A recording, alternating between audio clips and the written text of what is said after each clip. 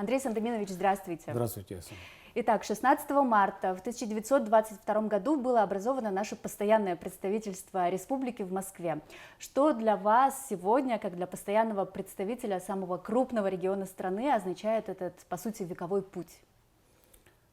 Да, у нас юбилейный день рождения нашего постпредства 16 марта.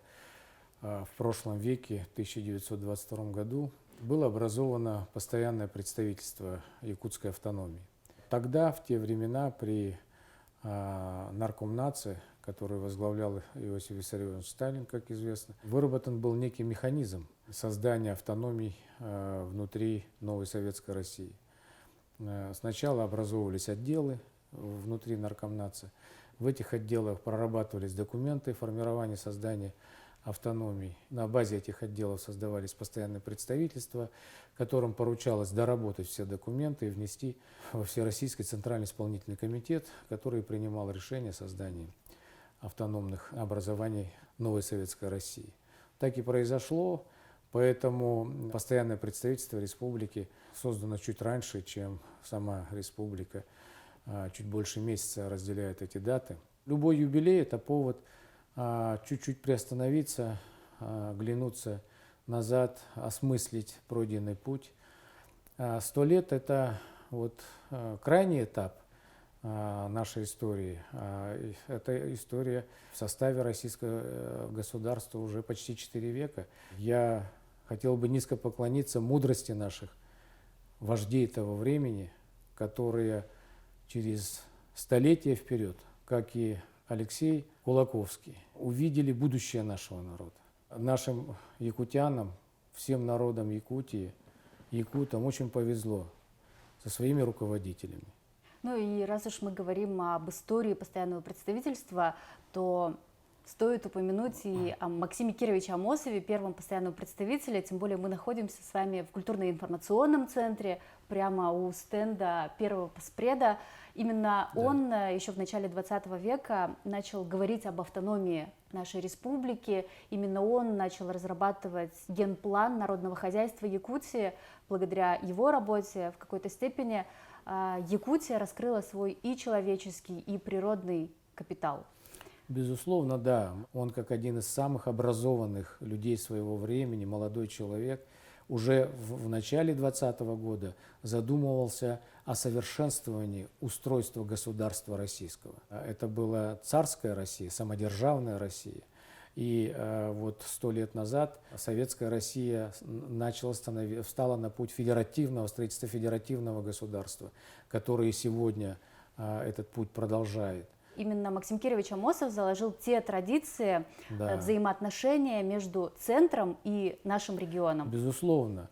Вы знаете, на рубеже 19 и 20 века Максим Кирович и его многие-многие единомышленники, ровесники по всей России начинали думать о будущем России. Подчеркну еще раз, тогда еще самодержавная Россия. И через большие, очень тяжелые испытания прошла наша страна, наш народ. Испытания Великой Октябрьской социалистической революции, затем Великая Отечественная война, резкий слом общественно-государственного строя в 91-92 годах. Но, видимо, все это этапы той истории, которую мы должны уважать, мы должны ее ценить, при этом глубоко изучать и делать выводы.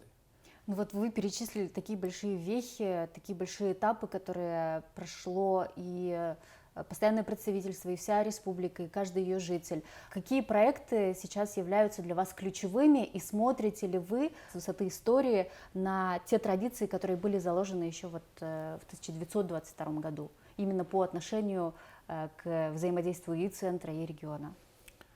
Ну, вы знаете, мы вот с прошлого года работаем над книгой столетней истории постпредства. И вот скоро будет премьера фильма соответствующего. И, вы знаете, я поймал себя на мысли о том, что деятельность постпредства по своему внутреннему содержанию, по принципам работы, оно не очень отличается от того, чем занимались на протяжении всех этих 100 лет. Это прежде всего выстраивание отношений между республикой и федеральным центром во всех областях. В экономической, политической, в культурной. Мы сегодня занимаемся продвижением крупнейших проектов в области промышленности, транспорта республики. Участвуем фактически во всех крупнейших мероприятиях, которые проводятся в этой части. Это не только совещания в органах власти, но это и организация и участие наших представителей в различных форумах, как в Москве, в Сочи, в Санкт-Петербурге, во Владивостоке. Мы сегодня занимаемся также поддержкой молодежи, так же, как и занимались поддержкой наших студентов и в 20-е годы. Мы занимались организацией и возрождением, можно сказать, нашей авиации, чтобы появились новые летательные аппараты современные, и они появились в нашем небе. Это и суперджеты, это и в ближайшее время мы ждем самолет Ил-114, МС-21, появятся вертолеты Ансат и так далее. Мы занимались вопросами организации строительства федеральных дорог. И надо сказать, что за последние 3 года темпы реконструкции, нового строительства федеральных дорог выросли кратно. Мы никогда не строили почти по 500 километров ежегодно. Мы занимались вопросами капитального ремонта автодорожной сети в нашей столице. Почти 50 километров в прошлом году, такого история еще не знала. Ну и, конечно, на этот период нам достался очень сложный период пандемии. В 2020 году, в начале, буквально неожиданно на нас свалилась эта напасть, и, конечно, многое надо было перестраивать. У нас был создан специальный штаб здесь в Поспредстве, который занимался всеми вопросами, всеми вызовами, которые нам пандемия предъявила. Более того, за этот период нам удалось значительно укрепить и развить наш санаторий Бесчегда, который стал сегодня центром реабилитации, в том числе и постковидной. После 24 февраля мы фактически вступили в новую историческую эпоху. Сегодня идет активная перестройка на марше всех вопросов, в том числе экономического, прежде всего, характера. К 100-летию нашего Поспредства мы планировали мероприятие в Общественной палате нашей страны. Оно пройдет 17 марта. Там мы планировали поделиться опытом работы Общественного совета нашего при Поспредстве.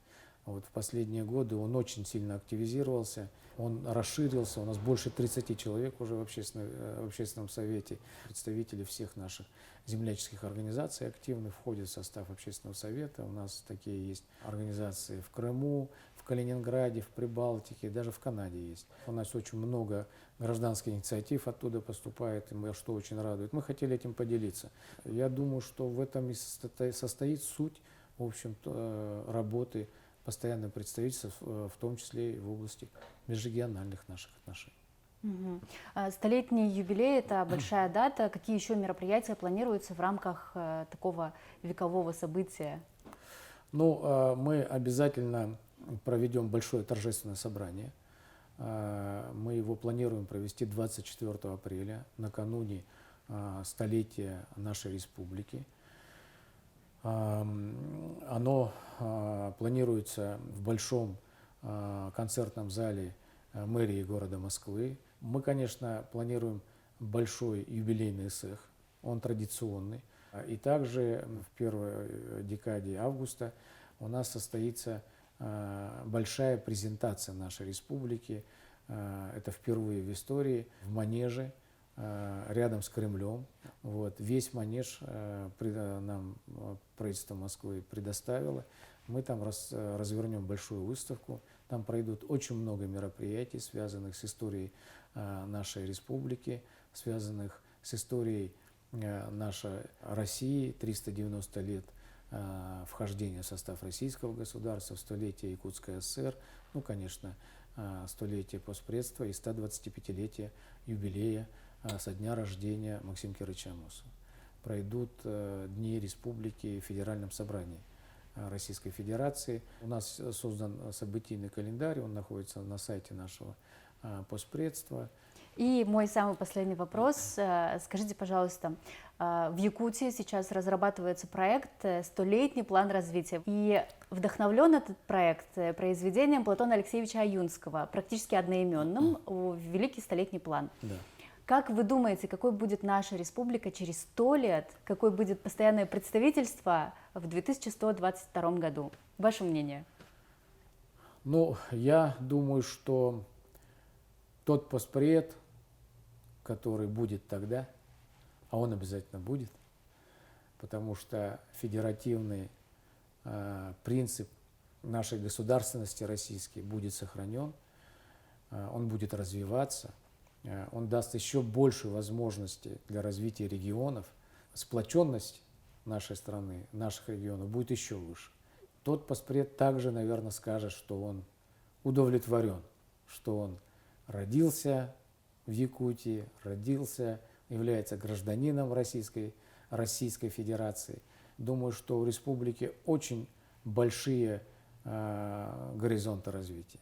Мне кажется, вот за 100 лет самый бурный этап развития республики был где-то вот с 60-х до начала 80-х годов. Так сложилась история. Это не потому, что кто-то хуже работал, кто-то лучше. Просто к тому времени страна набрала мощь свою, экономическую, государственную мощь после победы в Великой Отечественной войне, восстановления. И вот сейчас, в эпоху новой России, когда мы прошли испытания 90-х годов, когда вновь наша экономика, наша государственность сильна, мы вступаем в еще один очередной этап бурного развития. Очень хотелось бы, чтобы этот этап был не 20 лет, а все 100, чтобы это было стабильное, устойчивое развитие из года в год, из десятилетия в десятилетие. Для этого нам нужно, чтобы мы жили в мире, чтобы могли защитить свою страну, свой суверенитет, свою свободу, свое достоинство. Тогда все получится. Но для этого надо очень хорошо работать и очень хорошо друг другу помогать, чтобы не было таких изломов, как мы пережили в 90-х годах. Вот. Но мы выстояли.